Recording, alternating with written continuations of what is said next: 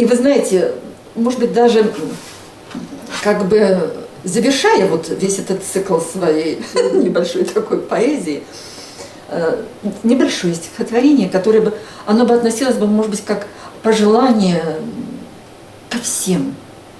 Люди, чаще улыбайтесь. Как же здорово с утра подняться и услышать: я тебя люблю. Сразу хочется за дело приниматься, говоря проблемам всем адью. Когда знаешь, что любима и кому-то ты важна, кажется, что Богом ты хранима и живешь на свете не одна. Люди, чаще улыбайтесь, говорите добрые слова, красотою восхищайтесь, чтобы в мир вошла любовь одна.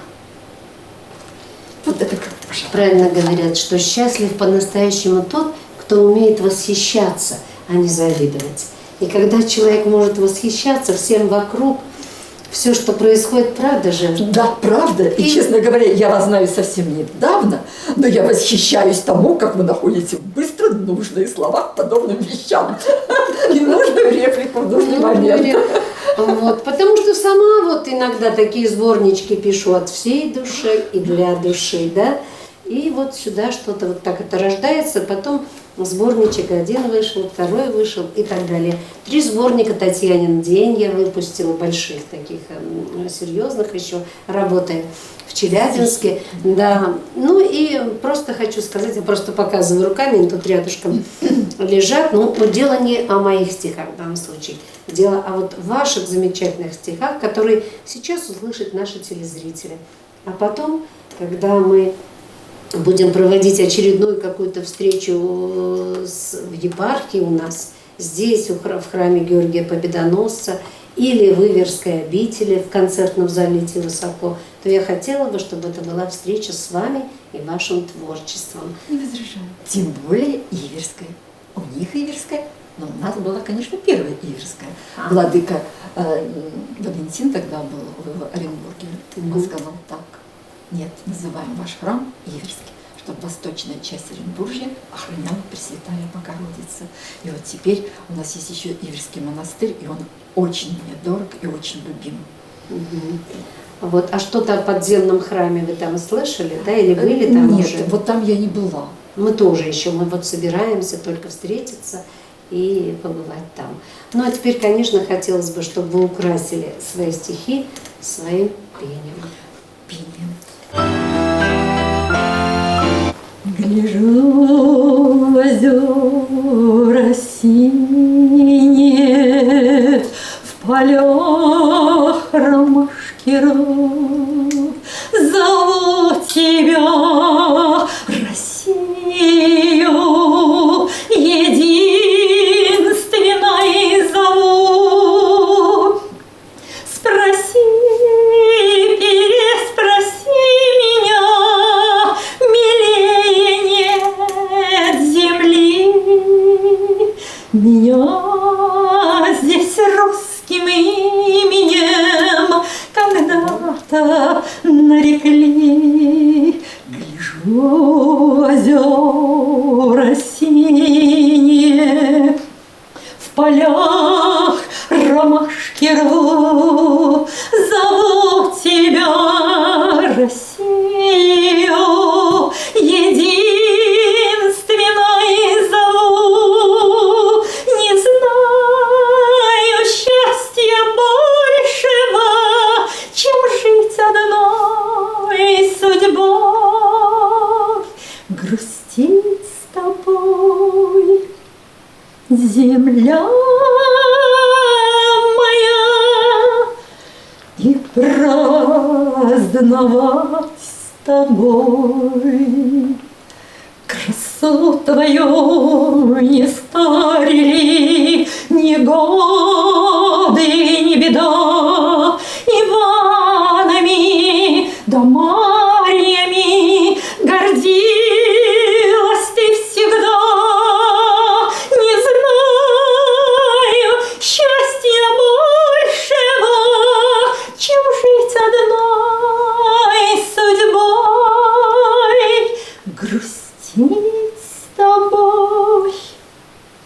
Земля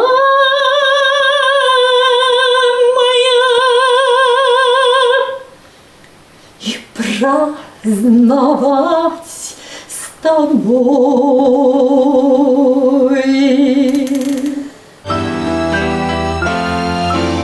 Слушая вас, да, хочется приходишь к такой мысли, что русский человек может тосковать по родине, не покидая его. Может. Согласны? Абсолютно. Вы знаете, вот до такой степени иногда кажется, что ты живешь, вроде ты живешь и здесь, и никуда ты отсюда не уехал. Но все такое родное, дорогое. И Теренцай мне не родной. Я актюбинская. Но я люблю до такой степени свой поселок сейчас.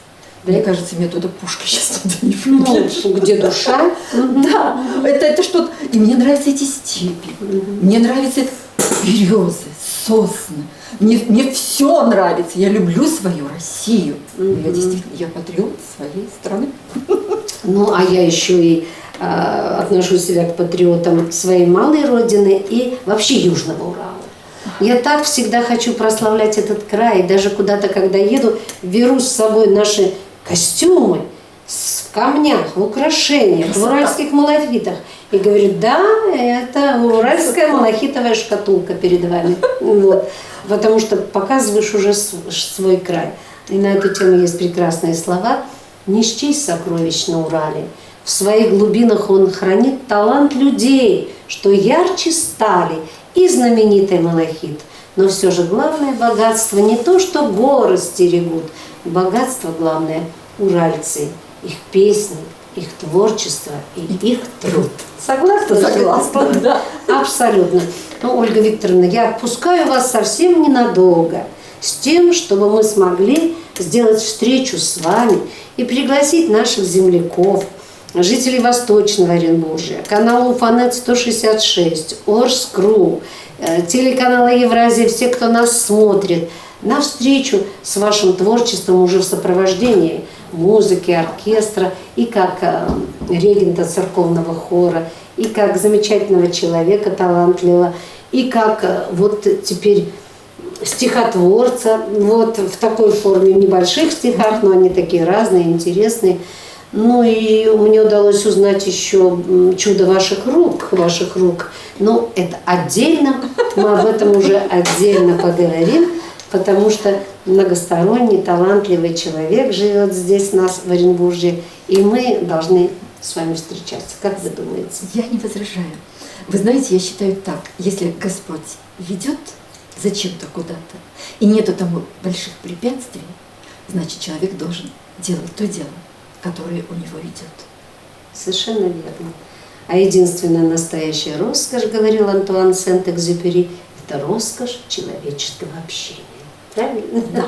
Человеческое общение. Вот на такой ноте с Ольгой Викторовной Телемон мы заканчиваем еще одну встречу у камина, где вы познакомились с нашей землячкой. И мы будем очень рады, если она будет приезжать к нам в гости еще и еще. Всего доброго, дорогие телезрители. До свидания.